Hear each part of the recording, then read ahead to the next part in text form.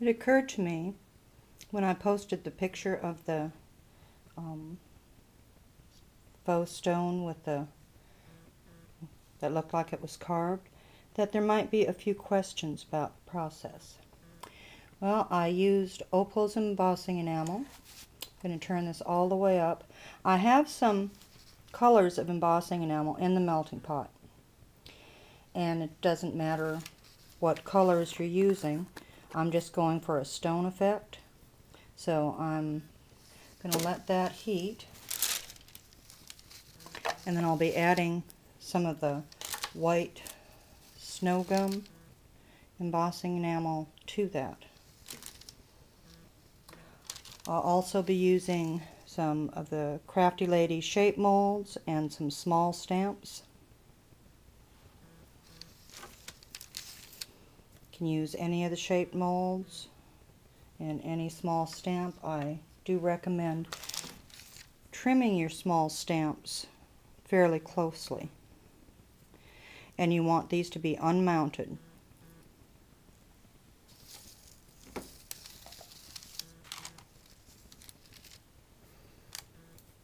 I'm going to add a little bit of the white to this, and we'll let that melt, and we'll see what kind of a color we've got.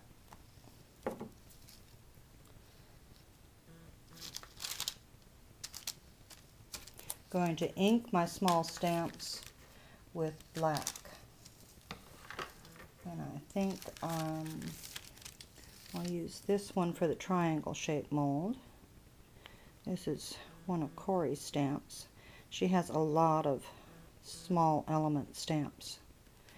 I'm using Brilliance black ink, and I'll just set that face up inside my mold.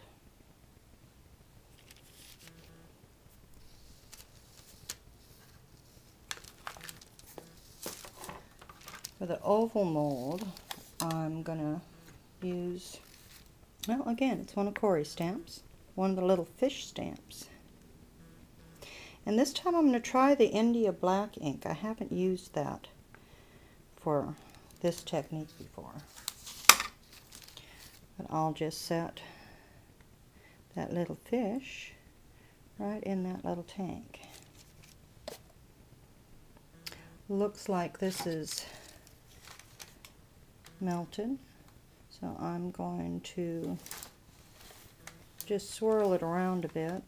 Well, maybe I actually want to stir that, but not having a handy stirring thing, I'm just going to use the edge of a mold.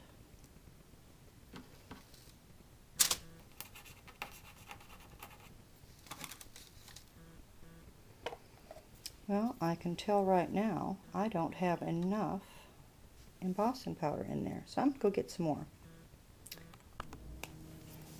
Okay, I'm going to add some of the nut, nice brown color.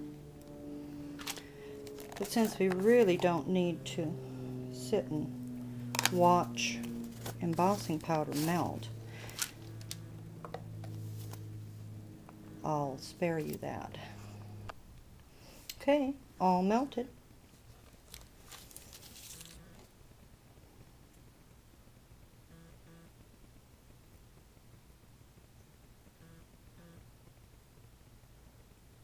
Just pour it into your mold right over the stamp.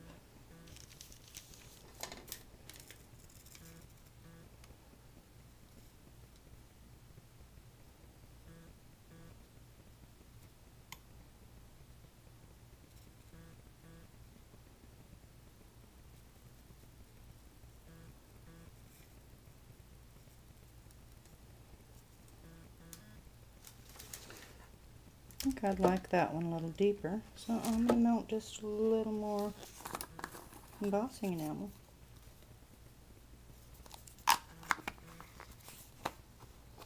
Oh, wait, I want to do another one too. I'll put more in.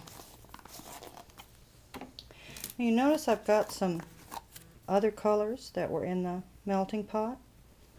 And when you're going for a stone look, that's a good thing, because stones are rarely only one or two colors.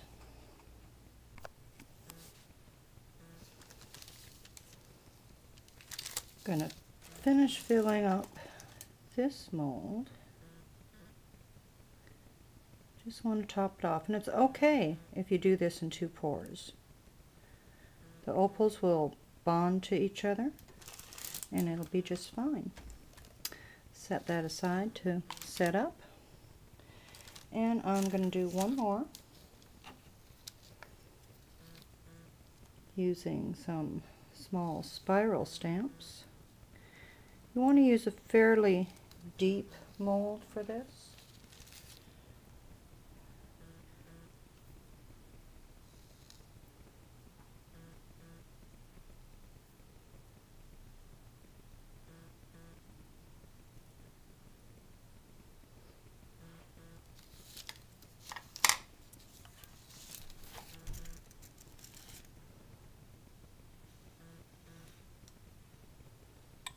And it's okay if your stamps aren't exactly the same depth. That'll just add a little more interest.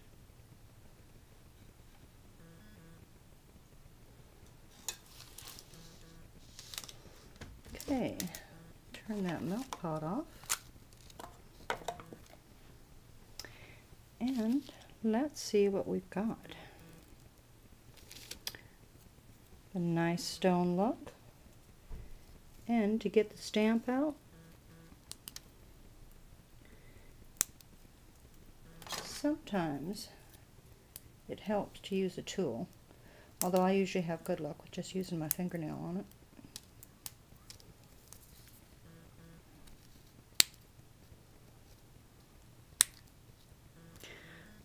Red rubber stamps are really tough. It's pretty hard to damage a red rubber stamp. And there you go. Looks like it was carved.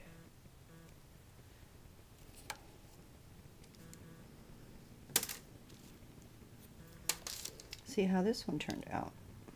Ooh, that one's still a little warm.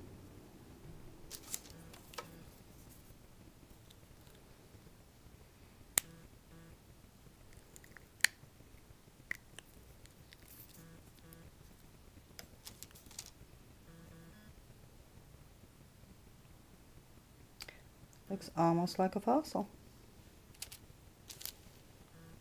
See if this is set up. It's a little warm, but I think it is set up. Now see, that one is a little off the edge. And I could redo it, but it'll probably look just fine.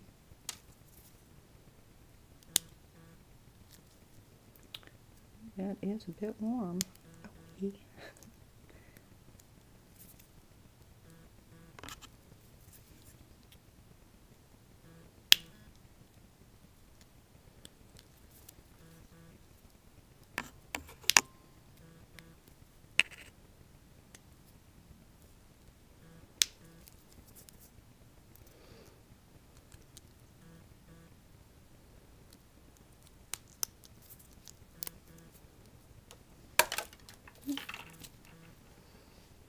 and there you go.